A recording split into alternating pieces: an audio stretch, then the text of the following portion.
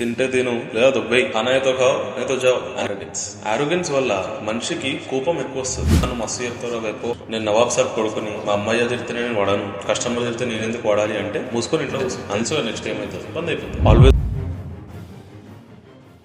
తింటే తిను లేదా దుబ్బై అనయతో ఖావ్ నైతో జావ్ అని ఇట్లాంటి arrogant answers from a food business owner మీరు కూడా ఎప్పుడైనా మీ లైఫ్ లో చూసే ఉంటారు. దాని గురించి ఈరోజు వీడియోలో మాట్లాడుకుందాం. I was this Akhil. ఒక ఫుడ్ బిజినెస్ ఓనర్ లో అస్సలు ఉండొద్దు అనేదైనా క్వాలిటీ ఉంది అంటే అది ఆరోగెన్స్. అండ్ మన టాపిక్ లో ఈరోజు ఫస్ట్ పాయింట్ కూడా ఆరోగెన్స్.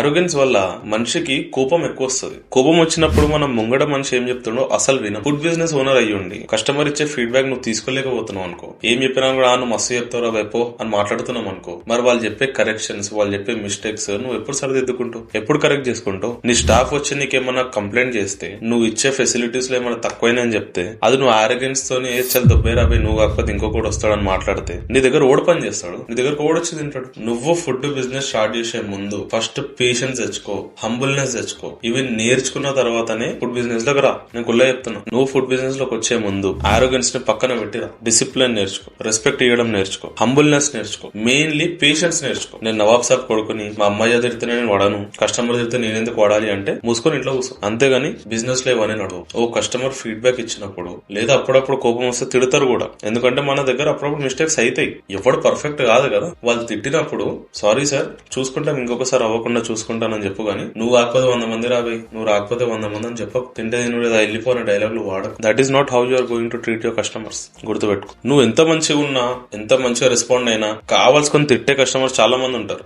నిన్ను గెలకడానికి మస్తు మంది వస్తారు, కానీ వాళ్ళని కూడా నువ్వు సాఫ్ట్ గా హ్యాండిల్ చేసుకొని స్మూత్ గా పక్కకి ఎట్లా జరిపేయాలనేది నీ టాలెంట్. అదే ఒక బిజినెస్ ఓనర్ ఉండే క్వాలిటీ. సెకండ్ మేజర్ మిస్టేక్ ఒక బిజినెస్ ఓనర్ చేసేది ఏంటి అంటే క్విటింగ్ టూ ఎర్లీ. ప్రతి ఒక్కడు బిజినెస్ పెట్టిన 3 నెలలకు 6 నెలలకు నాకు ప్రాఫిట్స్ వచ్చేయాలి, నాకు మస్తు పైసలు కనిపించాలి అంటే కాదు కదా. ప్రతి ఒక్కరికి చెప్తున్నా, first 6 months is a learning period. దాంట్లో ఒక్క రూపాయి కూడా రాదు, లాస్ కూడా రావచ్చు. గుర్తుపెట్టుకోండి. ఆ 6 months మీరు తట్టుకొని లాస్ తీసుకొని బిజినెస్ మీకు ఏం నేర్పిస్తే నేర్చుకుంటేనే ఫర్దర్ గా మీరు బెనిఫిట్ అవుతారు. Business is a very long game. ఈ రోజు చేసిన రేపు వచ్చినాయి అంటే అది ట్రేడింగ్ కాదు, అదేం మీకు బెట్టింగ్ లా కాదు, ఇన్స్టెంట్ మనీ రాదు. Business is a very long game. దీంట్లో ఎవడు పేషెన్స్ తోని లాంగ్ రన్ వరకు వెయిట్ చేసి అన్ని తట్టుకొని నిలబడతాడో వాడే గెలుస్తాడు. థర్డ్ మేజర్ మిస్టేక్ ఒక ఫుడ్ బిజినెస్ ఓనర్ చేసేది ఏంటంటే వీక్ సూపర్విజన్. ఎస్, బిజినెస్ పెట్టేసినామా, రూల్స్ చేసేసినామా, స్టాఫ్ కి చెప్పేసినామా, వాళ్ళు ఫాలో అవుతున్నారా అని వదిలేయొద్దు. ప్రతి దాంట్లో నువ్వు ఇన్వాల్వ్ అయ్యి టైం టు టైం చెక్ చేసుకుంటూ ఉండాలి. నువ్వు పెట్టిన రూల్ వాళ్ళు పాటిస్తున్నారా లేదా, నువ్వు అనుకున్నది అనుకున్నట్టు జరుగుతుందా లేదా, కాస్టింగ్ వేసినట్టే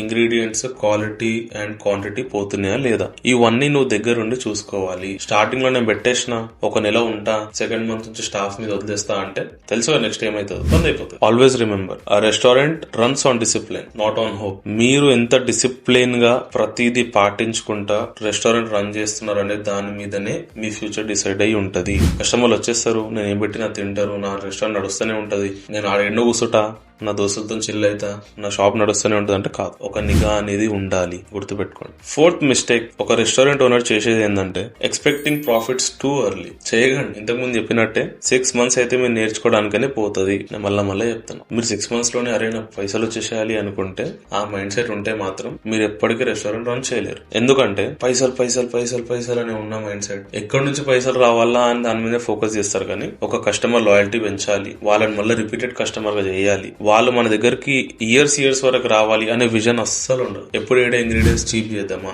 ఎవడు తక్కువకి ఇస్తుండో, చీప్ అండ్ బెస్ట్ ఎవడు ఇస్తుండో ఆ ఇంగ్రీడియంట్స్ వాడదామా, ఏ ఆయిల్ మనకు తక్కువ దొరుకుతుంది, ఏం ఐటమ్ మనకు తక్కువ దొరుకుతుంది, అట్లా చీప్ గా ఇస్తే ఈ రోజు నీకు పైసలు మిలుగుతాయేమో, కానీ రేపు కస్టమర్ మళ్ళీ నీ దగ్గర రాడు కదా. సో పైసలు వెనకాల ఉరకకండి. బిల్డింగ్ లాంగ్ లాస్టింగ్ బిజినెస్ వెనకాల ఉరకండి. సో పైసలు వెనకాల ఉరకకండి. ఒక ఎవర్ లాస్టింగ్ బ్రాండ్ బిల్డ్ చేసేదాన్ని ఆల్వేస్ రిమెంబర్. ఈ రోజు మీరు ఖర్చు పెట్టి కస్టమర్ ని సాటిస్ఫై చేసి వాళ్ళు మీ రిపీటెడ్ కస్టమర్ లాగా మారితే, వాళ్ళు వర్డ్ ఆఫ్ మౌత్ ద్వారా ఇంకా కస్టమర్స్ ని తీసుకొస్తే, ఈ రోజు నువ్వు ఏదైతే 1000 రూపాయలు 1,00,000 రూపాయలు సేవ్ చేసుకుందాం అనుకుంటున్నావో అవి 10 లక్షల కోటి రూపాయలకి కూడా మారొచ్చు. So think big. చిన్న మైండ్ సెట్స్ పెట్టుకొని రాకండి. సో ఒకవేళ నువ్వు ఒక ఫుడ్ బిజినెస్ స్టార్ట్ చేద్దాం అనుకున్నా, ఒక రెస్టారెంట్ స్టార్ట్ చేద్దాం అనుకున్నా, ఈ 4 మిస్టేక్స్ మాత్రం అస్సలు చేయకు బాస్.